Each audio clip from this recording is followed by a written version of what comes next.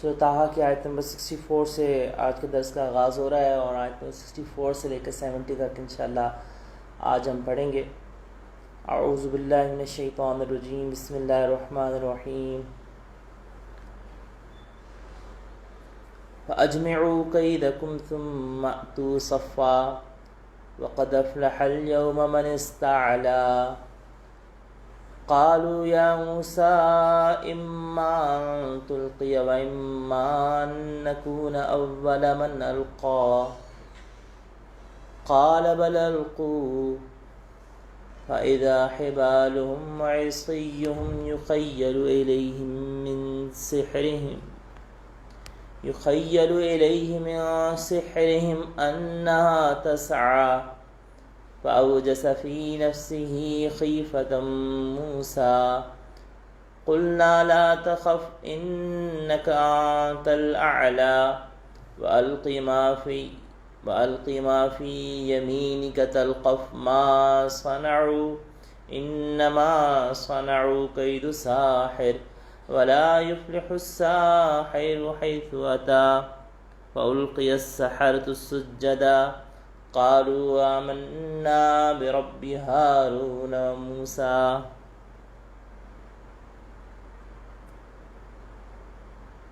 صدق اللہ۔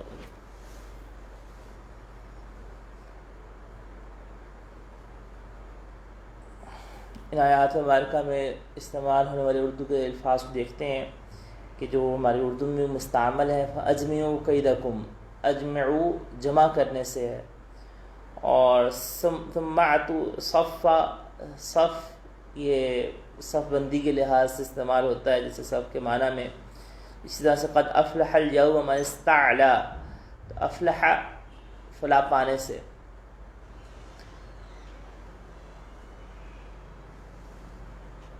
اما ان تلقی و اما ان نکون اول من القا، القا ڈالنے کو کہتے ہیں۔ ہمارے اردو میں یہ لفظ استعمال ہوتا ہے کہ اللہ نے میرے دل میں یہ بات القاء کی، یعنی ڈال دی۔ تو القاء کا لفظ اردو میں ڈالنے کے معنی میں استعمال ہوتا ہے۔ فَإِذَا حِبَالُهُمْ وَعِصِيُّهُمْ يُخَيَّلُ إِلَيْهِمْ مِنْ سِحْرِهِمْ، سحر کا لفظ جادو کے معنی میں، تسعى بھاگنے کے معنی میں، دوڑنے کے معنی میں، سعی کرنے کے معنی میں، خیفہ خوف سے ہے، قلنا لا تخف، لا تخف بھی خوف سے ہی ہے۔ اسی طرح دیکھیے گا کہ انما صنعوا کید الساحر، صنعوا کام کرنا، کاریگری، ہماری صنعت کا لفظ اردو میں استعمال ہوتا ہے۔ ساحر کا لفظ جادو کے معنی میں، اور سحرہ یہ اسی ساحر سے جمع ہے۔ اور آمنا برب ہارون و موسیٰ، آمنا ایمان لائے ہم موسیٰ اور ہارون کے رب کے اوپر۔ ترجمہ دیکھیے گا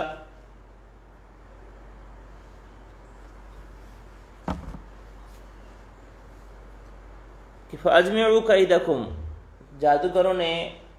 اپنے ہی جو جتھا تھا اس کو مخاطب ہو کر کہا کہ اجمعوا كَيْدَكُمْ، کہ تم سب جمع کر لو اپنی قید کو، اپنی چال کو۔ ثُمَّ أْتُوا صَفًّا، پھر تم آؤ صف بندی کر کے، یعنی صف کی شکل میں ایک صف ہو کر آؤ۔ وَقَدْ أَفْلَحَ الْيَوْمَ مَنِ اسْتَعْلَىٰ، بے شک کامیاب ہو جائے گا آج کے دن من استعلیٰ، جو غالب ہوگا وہ کامیاب ہو جائے گا، فلاح پا جائے گا۔ قالوا یا موسیٰ، جادوگروں نے کہا کہ اے موسیٰ، اما ان تلقیا، کیا آپ پہلے ڈالیں گے، و اما ان نکون اول من القا، یا پہلے ہم ہو جائیں ان لوگوں میں سے جو ہم ڈالیں۔ قرآن کریم کے اندر ایسی بات کو دوسری جگہوں پر بھی اسی طرح ملتے جلتے الفاظ میں بیان کیا گیا، اور مفہوم وہی ہے کہ ابتدا آپ کی جانب سے ہوگی یا ہماری جانب سے ہوگی۔ قال بل القوا، حضرت موسیٰ علیہ السلام نے کہا کہ نہیں تم ڈالو۔ فَإِذَا حِبَالُهُمْ، حبال حبل کی جمع ہے، اور حبل رسی کو کہتے ہیں۔ فَإِذَا حِبَالُهُمْ، ان کی جو رسیاں تھیں، وَعِصِيُّهُمْ يُخَيَّلُ إِلَيْهِمْ مِنْ سِحْرِهِمْ، کہ ان کی لاٹھیاں اور ان کی رسیاں،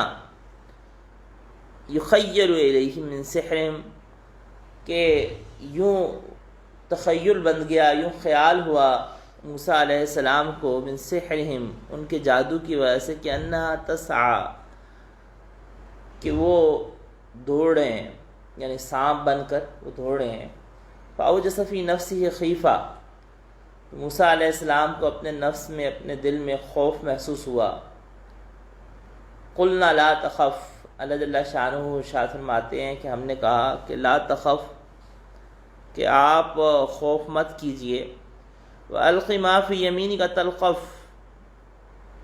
اور آپ ڈال دیں جو آپ کے دائیں ہاتھ میں ہے، تلقف ما صنعوا، تلقف نگلنے کو کہتے ہیں، تلقف ما صنعوا،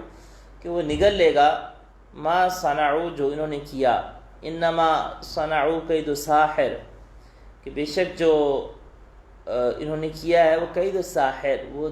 جادوگروں کی ایک خفیہ تدبیر ہے، ایک چال ہے، ولا یفلح الساحر حیث ہوتا، اور جادوگر فلاح نہیں پاتا حیث ہوتا، جہاں بھی آئے۔ القی السحرۃ سجدا، جادوگر سجدے میں گر پڑے۔ قالوا آمنا برب ہارون و موسیٰ، کہا کہ ہم ایمان لے آئے ہارون اور موسیٰ علیہ السلام کے رب کے اوپر۔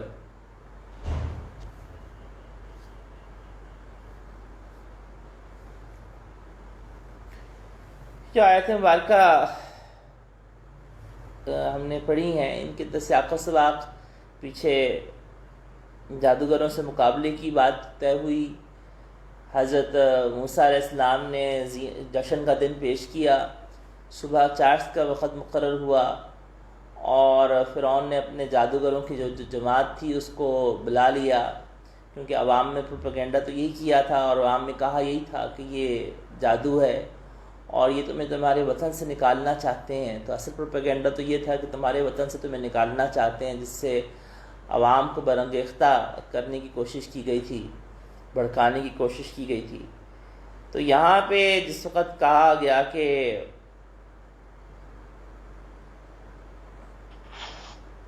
یہ جادوگر ہیں اور حضرت موسیٰ علیہ السلام کے والد سے تمہاری زمین سے تمہیں نکالنے کے لیے لے کر آئے ہیں،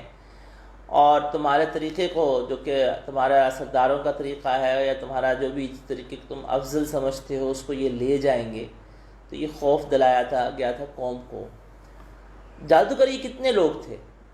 اس کے حوالے سے مختلف عدد ملتے ہیں۔ اس میں عبداللہ بن عباس رضی اللہ تعالیٰ 900 کا عدد ملتا ہے، ہزاروں کا بھی عدد ملتا ہے، لیکن قرآن کریم میں اس میں کوئی تفصیل نہیں بیان کی گئی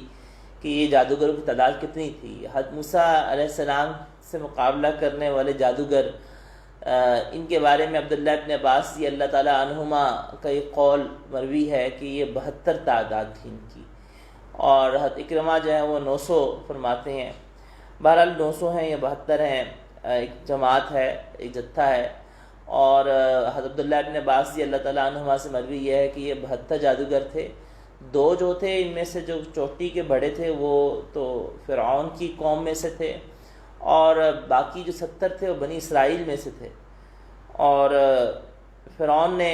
ان کے ساتھ معاملہ بھی طے کیا، انہوں نے کہا کہ اچھا اگر ہم غالب آ جائیں گے تو ہمیں کیا انعام ملے گا، کیا تم ہمیں انعام میں دو گے۔ انہوں نے معاملہ بھی طے کیا، لیکن فرعون نے ان کو باقاعدہ ایک ایک مستقل جماعت رکھی ہوئی تھی جادوگروں کے لیے، کیونکہ اس زمانے میں جادو کا بہت غلبہ تھا، اور جادو کو باقاعدہ سکھایا جاتا تھا، اور جادو کے حوالے سے بہت زیادہ لوگ اعتقاد کرتے تھے۔ تو ان جادوگروں نے پہلے کہا کہ اے موسیٰ کہ میں پہلے تو اپنی قوم کو مخاطب کیا کہ تم اپنے سارے منتر وغیرہ جتنے بھی ہیں ان سب کو مضبوط کر لو، قیدکم، قرآن کریم نے قید کا استعمال کیا، جتنی بھی تمہاری چالیں ہیں ان سب کو تم مضبوط کر لو۔ اور ثم اتوا صفا، یہ صف بندی کر کے کیوں آئے تھے؟ تاکہ روب ڈالیں، اور صف بندی کرنے سے ایک طاقت حاصل ہوتی ہے، تو اپنی انہوں نے طاقت کو حاصل کرنے کے لیے صفیں باندھی، اور صفیں بندی کر کے پھر اس کے بعد انہوں نے کہا کہ آج کے دن فلاں آ جائے گا من استعلی، جو غالب آ جائے گا، کیونکہ یہ اپنے سارے جادو کو جمع کر کے اپنی پوری طاقت کا مظاہرہ کرنے کے لیے آئے تھے۔ قالوا یا موسیٰ، کہا کہ اے موسیٰ اما ان تلقی و اما ان نکون اول من القی، انہوں نے پہلے پوچھا کہ اے موسیٰ آپ پہلے ابتدا کریں گے یا ہم ابتدا کریں گے، یعنی پہلے انہوں نے ادب کو اختیار کرتے ہوئے اس بات کو پوچھا کہ ہم، کیونکہ اس کی ادب کی کیا وجہ تھی اس وقت حضرت موسیٰ علیہ السلام نے دعوت ان کو دی، پیچھے جس کا تذکرہ کل ہوا تھا کہ وَيْلَكُمْ لَا تَفْتَرُوا عَلَى اللَّهِ، کہ کیا ہو گیا کہ تم کو لا تفتروا علی اللہ کذبا، تم اللہ کے اوپر بہتان نہ باندھو۔ تو جادوگروں کو براہ راست دعوت دی گئی تھی اور سیدھا یہ کہہ کے دعوت دی گئی تم اللہ کے اوپر بہتان مت باندھو، تو فیسحتکم بعذاب، تو جادوگروں کے درمیان میں کھلبلی مچنے کی وجہ بھی یہی بنی تھی، جس کو قرآن کریم میں بیان کیا کہ فتنازعوا امرهم بینہم واسروا النجویٰ، کہ یہ کہیں برحق یعنی نبی تو نہیں ہے، اور ظاہری بات ہے کہ جادوگروں کو بھی اس بات کا احساس تھا کہ ہمارا جادو جو ہے وہ انبیاء کرام علیہ السلام کے مقابلے میں، معجزے کے مقابلے میں نہیں چل سکے گا۔ ان میں اس بات کا اختلاف ہوا کہ یہ کہیں واقعی برحق نبی تو نہیں ہے، اور پھر ان کا آپس میں اتفاق ہوا کہ نہیں یہ ویسے ہی ہیں جیسا کہ جادوگری ہیں، چنانچہ ہم ان کو، ہماری عوام کو انہوں نے یہی اپنی عوام الناس کو کہا کہ یہ دیکھو تمہاری زمین سے تمہیں نکالنے کے لیے آئے ہیں۔ بہرحال انہوں نے ایک ادب اختیار کیا اور اس ادب کا ثمرہ ان کو ملا۔ قالوا یا موسیٰ اما ان تلقی و اما ان نکون اول من القی، کہ پہلے آپ ڈالیں گے یا ہم ابتدا کریں گے۔ حضرت موسیٰ علیہ السلام نے کہا کہ نہیں، پہلے تم ابتدا کرو۔ چنانچہ جس وقت حضرت موسیٰ علیہ السلام نے کہا کہ تم ابتدا کرو اور تم ڈالو، تو فَإِذَا حِبَالُهُمْ وَعِصِيُّهُمْ، تو ان کی جو لاٹھیاں تھیں اور جو ان کی رسیاں تھیں، يُخَيَّلُ إِلَيْهِ مِنْ سِحْرِهِمْ، کہ جادو کے زور سے متخیل ہونے لگی، ان کو یوں لگا کہ جیسے یہ سانپ ہیں، رسیاں اور لاٹھیاں سب سانپ کی شکل میں بن گئی، اور یوں لگا جیسے پورا میدان جو ہے وہ سانپوں سے بھر گیا اور سانپ دوڑ رہے ہیں۔ جس وقت فَأَوْجَسَ فِي نَفْسِهِ خِیفَةً، حضرت موسیٰ علیہ السلام کو یہ خوف کیوں محسوس ہوا تھا؟ اس خوف کی وجہ یہ تھی کہ ایک تو جادو کا اثر تھا، کہ ظاہری بات ہے کہ انہوں نے ایک اپنا جادو کا کیا اور اس جادو سے ایک اثر طبعی طور پر ایک مرتب ہوا کہ دل میں خوف یہ آیا کہ کہیں یہاں پہ چونکہ سب حق اور باطل کا مقابلہ ہے، کہیں ایسا نہ ہو کہ یہ جادو غالب آ جائے، اور یا خوف کا ابزار زیادہ جو بنتا ہے وہ یہ کہ سانپ کو دیکھ کر جیسے کہ انسان کے دل میں خوف آ جاتا ہے، بالکل اسی طرح سے کہ طبعی خوف تھا، اور طبعی خوف ایسا ہی تھا کہ جیسے، اور یہ مقام نبوت کے منافی نہیں تھا، نہ عصمت کے منافی تھا، یہ ایک طبعی انسان کے، انبیاء کرام علیہ السلام بھی اللہ جل شانہ کی برگزیدہ ہستیاں ہوتی ہیں مگر انسان ہی ہوتے ہیں، بتقاضا بشریت حضرت موسیٰ علیہ السلام کو یہ خوف محسوس ہوا ان سانپوں کو دیکھ کر۔ قلنا لا تخف، اللہ جل شانہ نے تسلی دی کہ آپ مت ڈریں، انک انت الاعلی، کہ بے شک آپ ہی غالب رہیں گے۔ یہ اللہ جل شانہ کی جانب سے اطمینان تھا، تسلی تھی، وہی تھی کہ، اور اللہ جل شانہ نے ان کی طرف وہی کی کہ وَأَلْقِ مَا فِي يَمِينِكَ، کہ ڈال دیں جو آپ کے دائیں ہاتھ میں۔ یہاں پہ قرآن کریم کے اندر عصا کا ذکر نہیں کیا گیا، بلکہ دائیں ہاتھ میں تھا تو عصا ہی، لیکن مطلق ارشاد فرمایا گیا کہ آپ اپنے دائیں ہاتھ میں جو ہے اس کو ڈال دیں، اور تلقف ما صنعوا، یہ نگل لے گا، ما صنعوا، جو کچھ انہوں نے کیا ہے اس کو نگل لے گا، اور انما صنعوا کید ساحر، کہ بے شک جو کچھ انہوں نے کیا ہے وہ تو صرف جادوگروں کی ایک چال ہی ہے۔ انما صنعوا، کہ ان جادوگروں نے چلا ہے وہ صرف اپنی تدبیر ہی کی ہے۔ تو ولا یفلح الساحر حیث اتى، تو قرآن کریم کے اندر جادوگروں کی اس ناکامی اور مطلق ارشاد فرمایا کہ جادوگر کبھی کامیاب نہیں ہو سکتا جہاں پر بھی جائے۔ جس وقت ایسا ہوا تو تلقف ما صنعوا، اس نے سارا کچھ نگل لیا، یعنی حضرت موسیٰ علیہ السلام نے جس کو ڈالا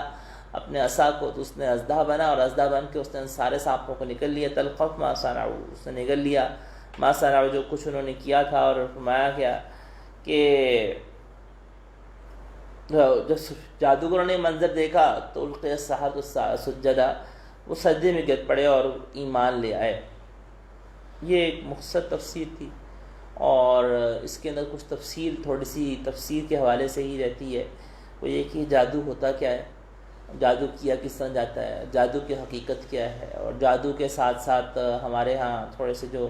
موکل حضرات ہوتے ہیں اور عامل حضرات ہوتے ہیں ان کے حوالے سے بھی تھوڑا سا کلام کرنا ضروری ہے سمجھانے کے لیے۔ دیکھیں، جادو بنیادی طور پر سحر کا لفظ عربی زبان میں اس چیز کے لیے استعمال کیا جاتا ہے کہ جس کا سبب چھپا ہوا ہو۔ اب سبب چھپا ہوئے ہونے والی چیزیں، اشیاء دو طرح کی ہوتی ہیں۔ ایک وہ اشیاء ہوتی ہیں کہ جیسے انبیاء کرام علیہ السلام کے معجزات، ان کا سبب بھی مخفی ہوتا ہے، وہ بھی ظاہر نہیں ہوتا، لیکن معجزات میں اور جادو میں بنیادی فرق یہ ہے کہ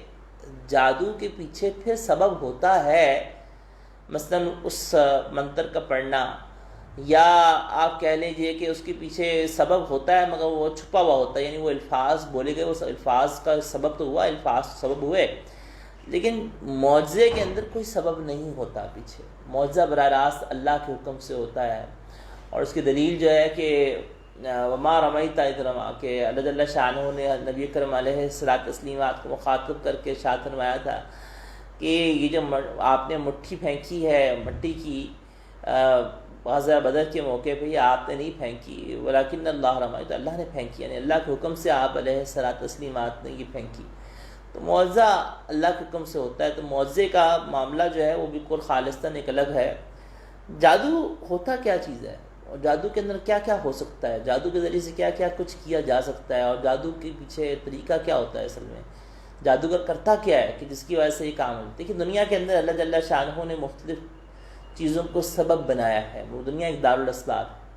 اس کے اندر جس طرح سے اللہ جل شانہ نے زہر کے اندر ایک اثر رکھا ہے کہ وہ زہر ہلاکت کا سبب بن جاتا ہے، بالکل اسی طرح سے سانپ کاٹتا ہے، اور اگر زہریلا سانپ ہے تو وہ آپ کو ہلاک کر سکتا ہے، بالکل اسی طرح سے جادو بھی ایک اسباب کے درجے میں ایک چیز ہے کہ اللہ جل شانہ نے بعض چیزوں میں تاثیر رکھی ہے، تو اللہ جل شانہ نے بعض کلمات کے اندر بھی تاثیر رکھی ہے، اور ان کلمات کی تاثیر کا اثر اگر نیک کلمات ہوتے ہیں تو وہ نیک تاثیر ظاہر ہوتی ہے، اور اگر وہ کلمات برے ہوں تو ان کی بری تاثیر ظاہر ہوتی ہے۔ اس تاثیر کو سمجھنے کے لیے آج سے کچھ عرصہ پہلے جاپان کے اندر ایک ایکسپیریمنٹ کیا گیا تھا، اور وہ کرنے والے مسلمان نہیں تھے، وہ غیر مسلم تھے، اور انہوں نے غیر مسلم ہو کے انہوں نے کیا ایکسپیریمنٹ کیا تھا، انہوں نے کیا یہ ایکسپیریمنٹ کہ لیب کے اندر 6 جار لیے، اور ان 6 جار کے اندر پانی لیا، اور پانی لینے کے بعد اس کے اندر اس پانی کے اوپر مختلف اپنی انگلش کے اندر جاپانیز کے اندر مختلف ورڈ لکھ دیے، جو کہ مثلا پہلے جو برتن لیا پانی کا اس میں محبت کے جملے لکھ دیے، لو لکھ دیا، دوسرے کے اندر بھی اسی طرح سمپتھی کے کوئی جملے لکھ دیے، ہمدردی کے جملے لکھ دیے، اور تیسرے میں بھی اسی طرح سے کیا۔ بقیہ جو 3 تھے ان میں نفرت کے جملے لکھے، لیکن درجہ بدل دیا، مثلا کوئی گالی لکھ دی یا برے الفاظ لکھ دیے نفرت کے، جو نفرت کے اوپر دلالت کرتے تھے۔ تو یہ الفاظ لکھنے کے بعد جو ہے وہ انہوں نے ان کاغذوں کو انہوں نے پانی کے اندر ڈال دیا، اور اس کے 15 دن کے بعد، یعنی 15 دن کے بعد انہوں نے ہر جار کو جب دیکھا تو یہ باقاعدہ اس کی ویڈیو ریلیز کی گئی کہ یہ عجیب ایکسپیریمنٹ یہ ہوا کہ جس کے اوپر انہوں نے، حالانکہ انہوں نے کوئی قرآن کریم کی آیات نہیں لکھی تھی، اللہ کا کلام نہیں لکھا تھا، لیکن وہ تو ایکسپیریمنٹ یہ شو کر رہے تھے کہ واٹر کا بھی ایک بیہیویئر ہوتا ہے، یعنی وہ یہ ایکسپیریمنٹ سے اپنا یہ پروف کر رہے تھے کہ واٹر بھی جو ہوتا ہے وہ ہمارے ورڈز کا ایک بیہیو کرتا ہے، ہمارے ورڈز جو ہم کہتے ہیں اس کا ایک بیہیویئر دیتا ہے۔ تو انہوں نے ایکسپیریمنٹ کا کنکلوژن یہ نکالا کہ جی واٹر کا بھی ایک بیہیویئر ہے، اگر واٹر کا پانی کو آپ اچھے جملے کہیں گے تو اس کا بیہیویئر اچھا ہوتا ہے۔ تو انہوں نے ہر جار کے اندر وہ جملے بھی مثال کے طور پہ لکھے تھے، وہ کہتے رہے، اور 15 سے 20 دن کے بعد جب دیکھا تو جس جار کے اندر، جن 3 جارز کے اندر نفرت کے جملے لکھ کے ڈالے گئے تھے اور لکھ کے اور ان میں کہے جا رہے تھے، تو اس کا پانی بہت زیادہ گدلا ہو چکا ہوا تھا، بہت زیادہ اس میں نا ایک رسٹ سا آ چکا ہوا تھا، بہت زیادہ، حالانکہ سیم سورس تھا پانی کا 6 کے 6 بوتلوں کے اندر اور کوئی فرق نہیں تھا، لیکن جن 3 بوتلوں کے اندر جو ہے وہ یہ جملے کہے جا رہے تھے اور سورس آف واٹر ایک ہی تھا، تو ان میں نا پانی گدلا پن زیادہ بہت زیادہ تھا بنسبت ان 3 کے کہ جن کے اندر محبت کے جملے کہے جا رہے تھے، ان میں وہ گدلا پن اس درجے کا نہیں تھا جس درجے کا بقیہ 3 میں تھا۔ تو انہوں نے پروف سے ہی کیا تھا کہ پانی کا بھی ایک بیہیویئر ہوتا ہے جو اپنا شو کرتا ہے، لیکن اس سے ہمیں ایک بہت چیز، ایک سائنس کی جب کوئی ایجاد ہوتی ہے، تھانوی رحمۃ اللہ علیہ لکھا ہوا ہے کہ سائنس کی جب کوئی ایجاد ہوتی ہے تو اس سے ہمیں خوشی ہوتی ہے کہ ہمیں مسلمانوں کو بات سمجھانا آسان ہو جاتی ہے دین کی، شریعت کی۔ تو یہاں پر بھی ایسا ہی ہوا کہ یہ شریعت کی جو بات تھی وہ سمجھانا آسان ہونے کے لحاظ سے کہ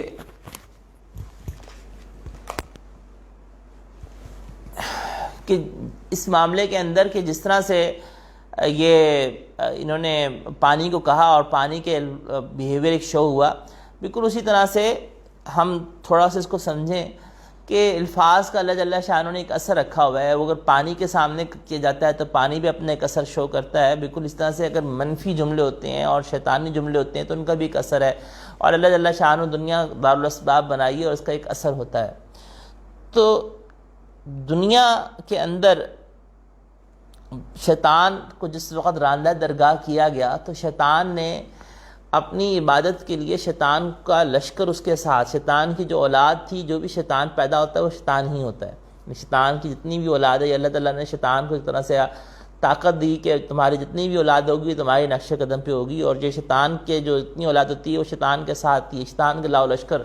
اور شیطان کا جو لاؤ لشکر ہے وہ بہت بڑا ہے. اور یعنی ہر انسان کے ساتھ ایک شیطان جڑا ہوا ہے، ہر انسان کے ساتھ ایک شیطان جڑا ہوا ہے. تو آپ اندازہ کر لیں جتنے انسان ہیں اس کے ساتھ اتنے ہی شیطان ہیں. پھر جنات کے ساتھ الگ شیطان ہے. تو شیطان جو ہے یہ ہیں کیا؟ یہ ہیں جنات، کوئی الگ مخلوق نہیں ہے، جنات ہی ہیں، آگ کے بنے ہوئے ہیں. اور شیطان جو ہے وہ اس کو جب راندہ درگاہ کیا گیا تو اللہ جل شانہ نے شیطان کچھ طاقتیں دی آزمائش کے لیے، انسانوں کی آزمائش کے لیے. اب ہوتا کیا ہے کہ جو جادوگر ہوتا ہے وہ کرتا کیا ہے کہ وہ شیطان کو عبادت سے، شیطان کی عبادت کر کے شیطان کو خوش کرتا ہے. شیطان کو وہ سجدے کرتا ہے، وہ شیطان کو خوش کرنے کے لیے بدترین گناہ کرتا ہے. مثلاً بہت زیادہ زنا کرتا ہے، ہر وقت گندگی میں رہتا ہے، ہر وقت بڑے بڑے کبیرہ گناہ کرتا ہے، ناحق قتل کر دے گا. اور آپ جادوگروں کے واقعات اگر دیکھیں تو وہ گندگی میں رہتے ہیں اور خون کے اندر لت پت رہتے ہیں، خون کو استعمال کرتے ہیں یا اس طرح سے غلاظت کو استعمال کرتے ہیں. تو وہ کیوں کر رہے ہوتے ہیں؟ اس سے شیطان کو وہ خوش کر رہے ہوتے ہیں، وہ شیطان کی عبادت کر کے شیطان کو خوش کر رہے ہوتے ہیں.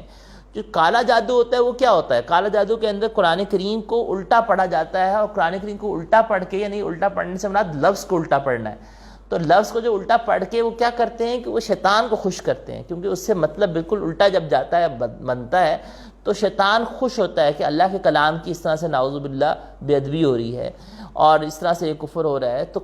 جو جادو کے جو اعمال ہیں یہ انسان سے وہ لے جاتے ہیں، ایمان کو رخصت کر دیتے ہیں. چنانچہ ایک واقعہ ام المومنین سیدہ صدیقہ رضی اللہ تعالیٰ کے پاس ایک عورت آئی، مجھے یاد آ گیا، اور اس نے آ کے اپنا واقعہ سنایا کہ اس طرح سے مجھے فلاں فلاں جادوگر نے کہا کہ تم فلاں قبیلے فلاں قوم کنویں میں جاؤ اور وہاں پہ جا کے تم اس طرح سے تم جو ہے نا وہ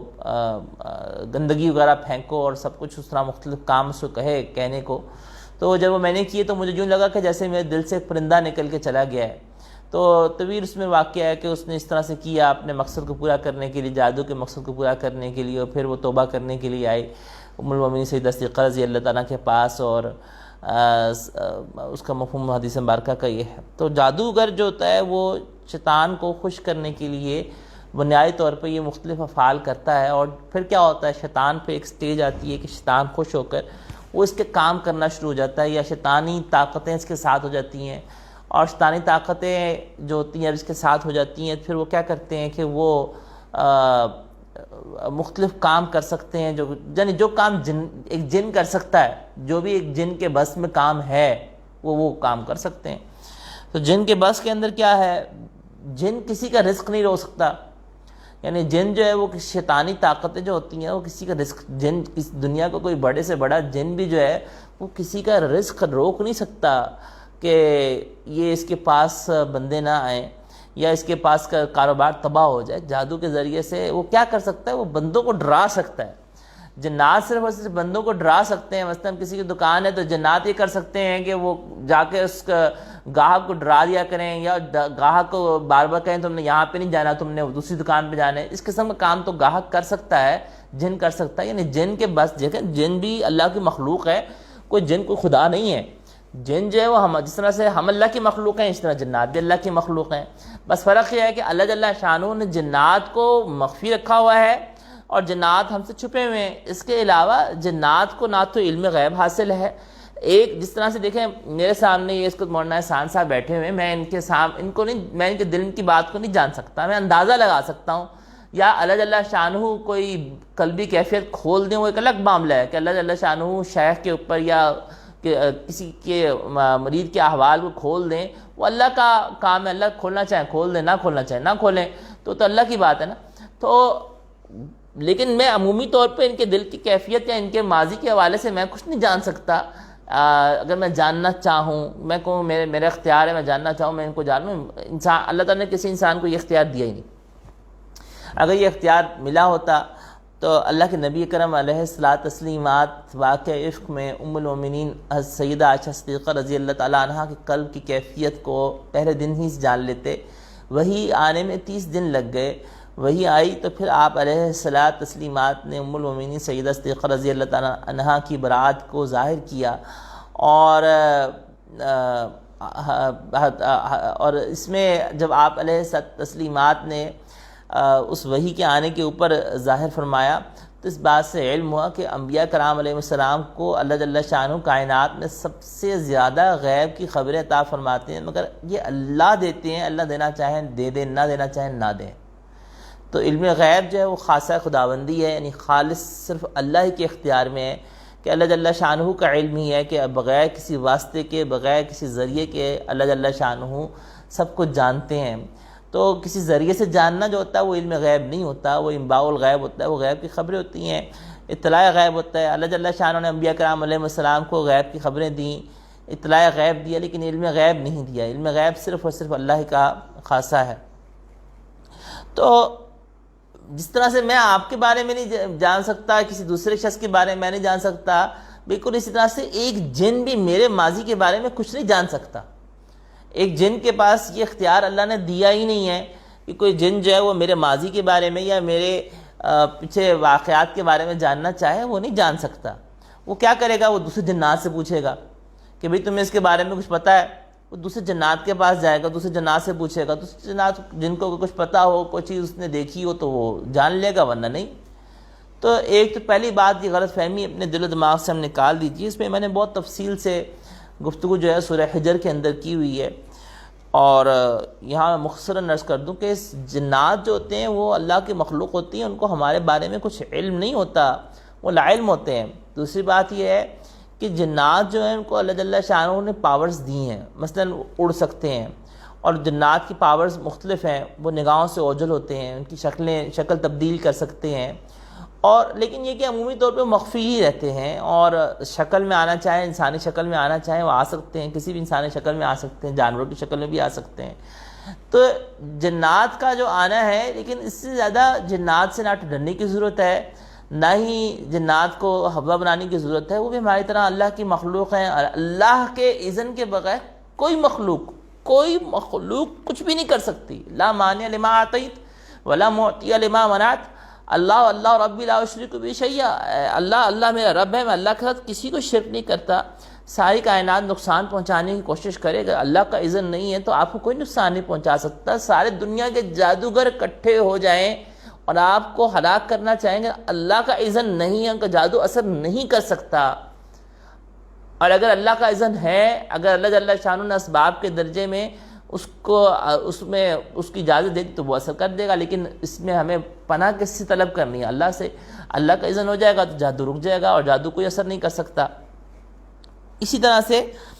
جادو کسی کو یہ نہیں کر سکتا کہ جادو کے زور سے جو ہے وہ کسی کو اولاد نہ ملے۔ جادو یہ کر سکتا ہے کہ جنات حمل نہ ٹھہرنے دیں۔ یہ تو ہو سکتا ہے کہ جنات حمل نہ ٹھہرنے دیں اور حمل کو بار بار گرا دیا کریں، یا حمل کو اندر مداخلت کر دیں، کیونکہ حمل کے اندر مداخلت کرنے کا ثبوت تو ہمیں حدیث مبارکہ سے ملتا ہے کہ شیاطین جو جنات ہوتے ہیں وہ جس وقت شوہر بیوی کے پاس جاتا ہے تو اس وقت شیاطین جنات جو ہوتے ہیں وہ مداخلت کر سکتے ہیں۔ تو اب بات یہ ہے کہ جادو کے حوالے سے لیکن ایک حد تک کر سکتے ہیں، ایک حد سے زیادہ نہیں کر سکتے، کیونکہ اللہ جل شانہ نے رزق دینا، اولاد دینا یہ خالصتاً اللہ ہی کا اختیار ہے۔ اور جادو کے ذریعے سے کسی کو کیا بیمار کیا جا سکتا ہے؟ بیماری کا اثر جیسے میں نے عرض کیا کہ کچھ کلمات، جادو ایک تو وہ ہے جو کہ جنات کے ذریعے سے کیا جاتا ہے، جو جنات کام کر سکتے ہو تو ہو سکتا ہے۔ دوسرا وہ جادو ہے جس کا تعلق کلمات سے ہے، یعنی کچھ کلمات پڑھنے سے کسی کے اوپر کوئی اثر مرتب ہونا شروع ہو جائے۔ تو جو کلمات پڑھنے کا تعلق ہے اس جادو کے ساتھ کسی کو بیماری میں مبتلا کوئی شخص بیمار پڑ سکتا ہے،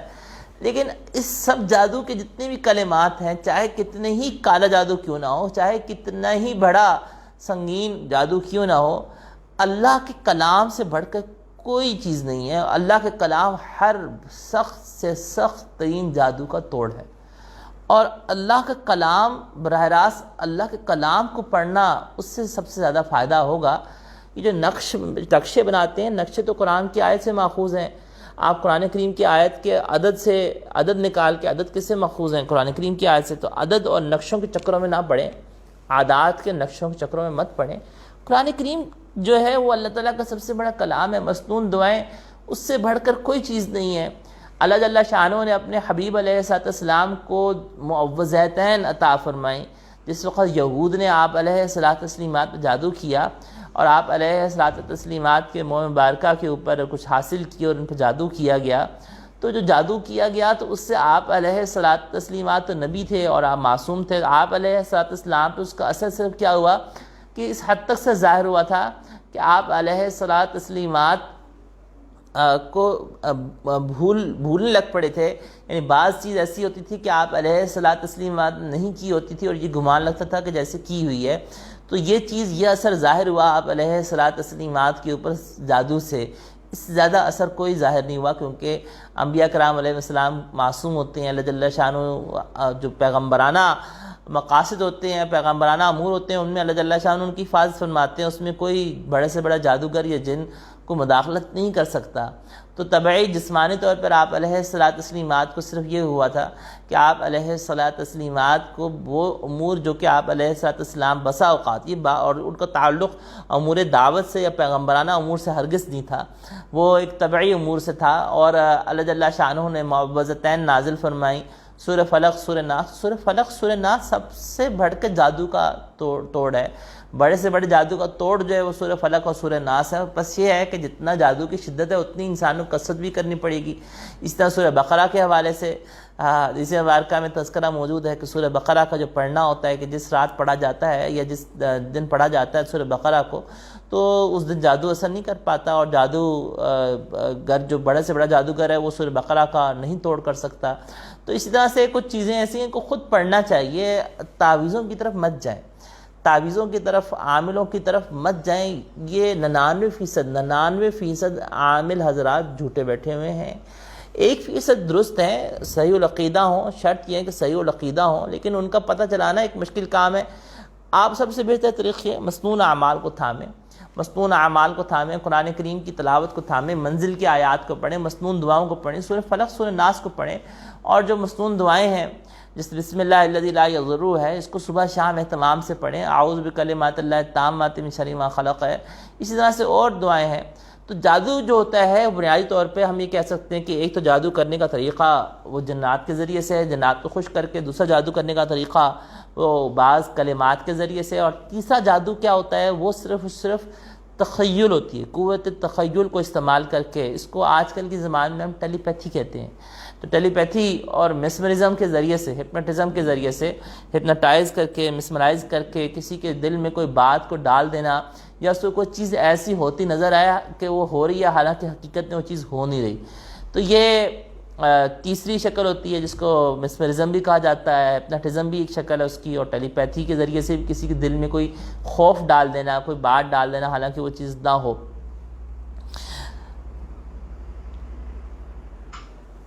چوتھی چیز جو ہوتی ہے وہ ہوتی ہے صرف شعبدہ بازی، ہاتھ کی صفائی آپ کہہ سکتے ہیں اس کو میجک کہہ دیا جاتا ہے، لیکن حقیقت میں وہ جادو ہوتا نہیں ہے، وہ صرف ہاتھ کی صفائی ہوتی ہے، شعبدہ بازی ہوتی ہے اور کچھ نہیں ہوتا۔ اور جیسے میں نے کہا کہ یہ جو تیسری قسم ہے جس کے اندر آپ ذہنی قوت استعمال کرتا ہے انسان، اپنے قوت تخیل کو استعمال کرتا ہے، تو اللہ تعالیٰ شان نے انسان کی جو قوت تخیل ہے، سوچنے کی طاقت ہے، اس کے اندر بھی ایک اثر رکھا ہوا ہے۔ آپ کی جو سوچ ہوتی ہے، مثبت سوچ ہوتی ہے، دوسرے پہ مثبت اثر ڈالتی ہے، اور انسان اپنی سوچ کی طاقت سے بہت کچھ کر لیتا ہے، بہت کچھ ہو جاتا ہے۔ سوچ کی طاقت کا ایک اثر ہوتا ہے، اور ٹیلی پیتھی کے اندر ٹیلی پیتھی، ہپنوٹزم اور میسمرزم، ان سب کی بنیاد ساری اسی قوت تخیل کے اوپر یہ۔ اب یہاں پہ ہم واپس آتے ہیں کہ یہ جو جادوگر تھے ان کا جادو کس قسم کا تھا؟ ان کا جادو جو ہے وہ تیسری قسم کا تھا۔ یہ جو فرعون کے جو جادوگر تھے، انہوں نے فَإِذَا حِبَالُهُمْ وَعِصِيُّهُمْ يُخَيَّلُ إِلَيْهِ مِنْ سِحْرِهِمْ، یخیل کا لفظ قرآن کریم نے استعمال کیا ہے کہ موسیٰ علیہ السلام کو یہ لگا، تخیل ہوا تو متخیل کر دیا گیا، لیکن حقیقت میں وہ رسیاں ہی تھیں، حقیقت میں وہ لاٹھیاں ہی تھیں، مگر پورے مجمع کو یہ لگا کہ یہ سانپ بن کے دوڑ ہے، حقیقت وہ نہیں تھی۔ اب یہاں پہ معجزہ حقیقت تھا، اور معجزے نے جو اژدہا بنا اور وہ تو حقیقت میں تھا، اور اس نے ان سب کو جب نگل لیا، جادوگروں کے پاس چل گیا کہ یہ موسیٰ علیہ السلام کے ہاتھ پہ جو ظاہر ہونے والی چیز ہے وہ جادو نہیں ہے، اور وہ ایک حقیقت چیز ہے۔ تو جس وقت موسیٰ علیہ السلام کے معجزے کا ان پہ اثر ظاہر ہوا تو وہ ایمان لے آئے، اور سجدے میں فَأُلْقِيَ السَّحَرَةُ، تو یہاں پہ پیسو وائس استعمال کیا گیا ہے کہ ڈال دیا گیا جادوگروں کو سجدے میں، تو کسی نے مجبوراً ڈالا نہیں، بلکہ وہ اس معجزے کو دیکھ کر اس کی وجہ سے بے اختیار ہو کے سجدے میں گر پڑے، اور کہا کہ آمنا برب ہارون موسیٰ، کہ ہم ایمان لے آئے موسیٰ اور ہارون علیہ السلام کے رب پہ۔ یہ مائک ذرا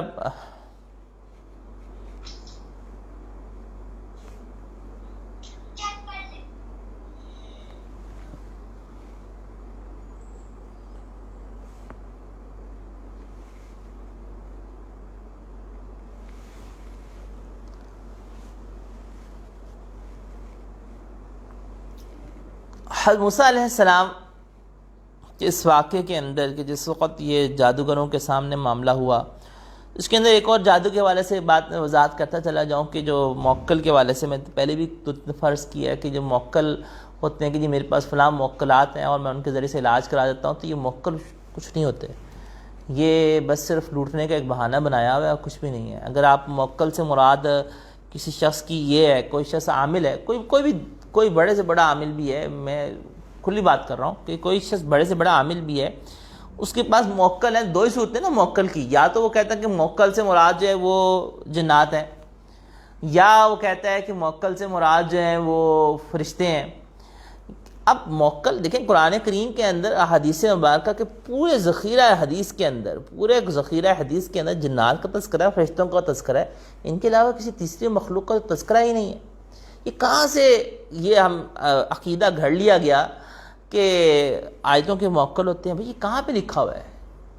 کسی امام اعظم ابو حنیفہ رحمۃ اللہ علیہ سے کہیں مروی ہو، فقہ حنفی کی تمام کتابوں کے اندر کہیں لکھا ہو، فقہ حنفی کی تمام کتابوں کے اندر کہیں لکھا ہو کہ آیات کے موکل ہوتے ہیں؟ کسی ایک فقہ حنفی کی کتاب کے اندر نہیں لکھا ہوا۔ اسی ایک صحیح العقیدہ اہل سنت والجماعت کے مفسرین میں سے کسی مفسر نے آج تک یہ بات نہیں لکھی، کسی محدث نے نہیں یہ بات لکھی، کسی حدیث کی کتاب میں یہ نہیں لکھا ہوا یہ موکلوں کا عقیدہ کہ آیتوں کے موکل ہوتے ہیں، فلاں چیز کے موکل ہوتے ہیں، یہ تو کہیں پہ نہیں لکھا ہوا۔ پتہ نہیں کیا لوگوں نے ایک لوٹنے کا بہانہ بنایا ہوا ہے کہ جی موکل ہے ہمارے پاس۔ اگر اس سے مراد آپ جنات لے رہے ہیں تو یہ بات یاد رکھیں، اول تو جن کو کسی کو قید کرنا، مجھے تو آج تک کوئی عامل نہیں ملا جس کے پاس جو ہے نا حقیقتاً واقعی کوئی جنات سے قید میں بھی ہوں۔ کہتے ہیں جی ہمارے پاس جنات ہیں، اور آپ یقین جانیں کہ جو آپ کو کہتے ہیں نا کہ ہمارے پاس جنات ہیں، ہمارے پاس 100 جنات ہیں، 10 جنات ہیں، صرف ان سے ایک بات پوچھ لیں کہ بھئی آپ کسی ایک جن سے صرف السلام علیکم سنوا دیں ہمیں، کسی ایک جن سے نا جو کہتے ہیں نا کہ میرے پاس 100 جن ہیں، آپ ان سے صرف اتنی درخواست کریں کہ جی میں آپ کو 10 لاکھ روپے دوں گا، میں یہاں پہ کہہ رہا ہوں میں 10 لاکھ روپے دوں گا کسی ایک جن کو کسی دوسرے شخص کے اوپر سے مجھے آواز آ جائے السلام علیکم، سب لوگ سن لیں کہ بھئی یہاں پہ جن آیا اور اس نے کہا السلام علیکم۔ جن ویسے آ کے کسی کو السلام علیکم کر سکتا ہے، بھئی اللہ کی مخلوق ہے، یہ ہو سکتا ہے یہاں پہ بھی آ کے السلام علیکم کر دے، لیکن السلام علیکم کر کے کہنا اس کا جن کا کہ وہ اللہ کی مخلوق ہے وہ ایک الگ بات ہے۔ ایک یہ کہ کسی کی قید میں ہے، کسی کی قید میں ہے اور وہ کہے کہ جناب تم میرے غلام و شابش، ان کو جو ہے نا وہ السلام علیکم کرو، اس طرح سے جو ہے نا وہ مجھے تو آج تک کوئی نہیں ایسا عامل ملا کہ جو یہ کہے کہ جو کہتے ہیں دعوے بڑے ہوتے ہیں کہ جی ہمارے پاس فلاں جنات ہیں اور یہ ہم نے قید کیے ہوئے ہیں، تو جو قید کیے ہوئے پھر اس کی آواز سنوا دیں کم از کم۔ چلیں آواز نہیں تو وہ اگر آواز سنانے میں پابندی ہے تو کوئی چیز اٹھا کے وہ ذرا رکھ دے ادھر۔ تو یہ کیسا جن ہے، کیسا موکل ہے جو آپ کے سامنے سے ایک چیز تو اٹھا کے یہاں پہ رکھ نہیں سکتا، اور جو ہے نا وہ بڑے بڑے کام کر رہا ہے، جی میں نے موکل اپنے بھیج دیے جا کے تمہارا علاج کرے، تو کوئی چیز یہاں پہ کوئی ہمارے سامنے دکھا دے نا، کوئی کر کے ہلا کے دکھا دے، ذرا تھوڑا سا ہل کے دکھا دے. یہ ایک ڈھونگ ہے. عامل جو صحیح العقیدہ، میں نے سے لکھا کہ صحیح العقیدہ جو عامل ہوتے ہیں نا، صحیح العقیدہ وہ صرف آپ کو صحیح العقیدہ عامل جو ہیں وہ قرآن کے مصنون اذکار دیں گے آپ کو. وہ آپ کو یہ کہیں گے قرآن کے مصنون اذکار پڑھیں اور اس کے اوپر ڈالیں. یہ ہم تعویذوں کو اوائڈ کیجئے. تعویذوں کے اندر اگر آپ کے جو کلمات لکھے ہوئے ہیں تعویذوں کے اوپر اگر تو وہ علم میں ہے کہ اس میں کیا لکھا ہوا ہے تو پھر تو ٹھیک ہے، ان کو استعمال کیا جا سکتا ہے دوائی کے درجے میں، کہ وہ صرف دوائی اس کی حیثیت ہے. تعویذ کے لکھا ہی نہیں، پتہ ہی نہیں کہ تعویذ کے اندر کیا لکھا ہوا ہے، پتہ نہیں کفریہ کلمات لکھے ہوئے ہیں. جنات سے مدد طلب کی گئی ہوئی ہے، تو جنات سے مدد طلب کی گئی ہوئی ہے، فرشتوں سے مدد طلب کی گئی ہوئی ہے غائبانہ. جب انبیاء کرام علیہ السلام سے غائبانہ مدد طلب نہیں کر سکتے تو فرشتوں سے کیسے غائبانہ مدد طلب کر سکتے ہیں؟ جنات سے کیسے غائبانہ مدد طلب کر سکتے ہیں؟ جنات تو کسی کی غائبانہ مدد اس طرح سے نہیں کر سکتے کہ آپ جنات کو پکارتے پھریں. ایاک نعبد و ایاک نستعین، اللہ کے علاوہ تو مدد کے طور پہ غائبانہ کسی کو بھی نہیں پکارا جا سکتا. یہ وہ جہالتیں ہیں جو ہمارے اندر آ گئی ہیں، اور ان کی اصلاح بہت ضروری ہے، بہت زیادہ ضروری ہے. علماء کو چاہیے کہ جو صحیح العقیدہ علماء ہیں وہ اس کے اوپر بولیں، بہت ضروری ہے. عوام الناس کے اندر جہالت کی جہالت ہے، اور لوگ جو ہے نا وہ پھر جو لوٹنے والے ہوتے ہیں. اور اس میں میں آپ کو عرض کروں کہ 80% ایسا ہے کہ صرف محض اعتقاد کی بنیاد پہ اللہ جل شانہ فیصلہ فرما دیتے ہیں. اللہ جل شانہ کو ایک طریقہ ہے کہ انا عند ظن عبدی بھی، کہ میں اپنے بندے کے ساتھ اس کے گمان کے مطابق معاملہ کرتا ہوں. تو جیسا گمان انسان اللہ کے ساتھ رکھتا ہے نا، اللہ ویسا معاملہ کر دیتے ہیں. حتیٰ کہ روایات کا مفہوم عرض کر رہا ہوں کہ جو شخص بت پرست ہوتا ہے نا، بت پرست، اس کا یہ اعتقاد ہوتا ہے کہ مجھے بت سے ملے گا، اللہ اس کے مطابق اسی کے ساتھ معاملہ کر دیتے ہیں، کیونکہ اس کا اعتقاد جیسا ہے اس کا جو اسی کے مطابق مل رہا ہوتا ہے. ایک شخص بتوں کے آگے جھکتا ہے، کہتے ہیں میری فلاں حاجت پوری ہوگی، تو اس کی جو حاجت پوری ہوئی تھی اس کے اعتقاد کے مطابق وہ تھا، لیکن اس کے ساتھ نامہ اعمال میں کیا لکھا جا رہا ہے؟ شرک، کہ اس نے غیر اللہ کو پکارا، یہ غیر اللہ کے آگے جھکا. تو بت کے آگے جھکنے کی وجہ سے وہ شرک کے گڑھے میں گرتا چلا جا رہا ہے. بالکل اسی طرح سے معاملہ ہے کہ اللہ کے ساتھ جیسا آپ جس طرح سے اعتقاد کے ساتھ چل رہے ہوتے ہیں، اللہ جل شانہ انا عند ظن عبدی بھی، اللہ تعالیٰ بندے گمان کے ساتھ معاملہ کرتے ہیں. جس کا یہ گمان ہوتا ہے نا مجھے موکل کے ذریعے سے ٹھیک ہوگا، اس کا معاملہ اسی کی طرح ہوتا ہے. لیکن اس موکل کے پاس جاتے جاتے کہیں یہ نہ ہو کہ آپ اپنا ایمان ضائع کرا بیٹھیں،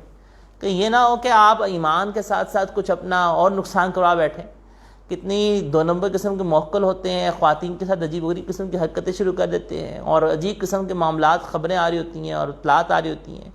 تو اصل غلطی پیچھے یہ تھی کہ صحیح العقیدہ کا مطلب کیا ہے؟ جو عامل عالم نہ ہو اس کے پاس ہرگز مت جائیں. جو عامل آج کل کے زمانے کے اندر جو عامل عالم نہیں ہے، عملیات ایک مستقل الگ لائن ہے، الگ فیلڈ ہے، ایک مستقل ایک الگ شعبہ ہے. تو جو عامل سے مراد جو عملیات کرتا ہے، وہ تعویذ کرتا ہے اور وظائف وغیرہ دیتا ہے، اور یعنی وظائف سے مراد تعویذ اور یہ اس قسم کی چیزیں جو ہیں دم وغیرہ کرنے کی. تو ہم نے اصل میں لوگوں نے جو تصوف تھا اس کو بھی یہ مکس کر دیا اور عجیب کھچڑی پک گئی. خیر ایک الگ معاملہ ہے. تو یہاں پہ جو موکلات ہوتے ہیں، موکل اگر کسی کے پاس جن ہے بھی واقعتاً، چلے ہم تصور کر لیتے ہیں، جنات قید میں نہیں آ سکتے. جنات آپ کی اطاعت کر سکتے ہیں کب؟ یا تو آپ کے شاگرد ہوں. مثلا ہمارے کئی علماء تھے تو وہ جنات کو پڑھایا کرتے تھے اور جنات ان سے پڑھا کرتے تھے، اور جنات جو ان سے پڑھا کرتے تھے، اگر تو جنات ان سے پڑھتے ہیں اور جنات ان سے ہمارے مدارس کے اندر بھی ہوتا ہے کہ کئی جنات جو انسانی شکلوں میں آتے ہیں اور آ کے پڑھتے ہیں. تو جنات جو اس طرح سے آئے اور آ کے پڑھ کے چلا گیا تو وہ شاگرد بن گیا. اب وہ شاگرد جو ہے وہ اگر اپنے استاد کی اطاعت کرتے ہوئے کوئی کام کر دیتا ہے تو یہ ایک الگ معاملہ ہے. لیکن عمومی طور پہ مجھے تو ابھی تک کوئی ایسا، جتنے بھی عملیات کرنے والے لوگ موکل ہونے کا دعویٰ کرتے ہیں، مجھے تو ابھی تک کوئی بھی نہیں ملا.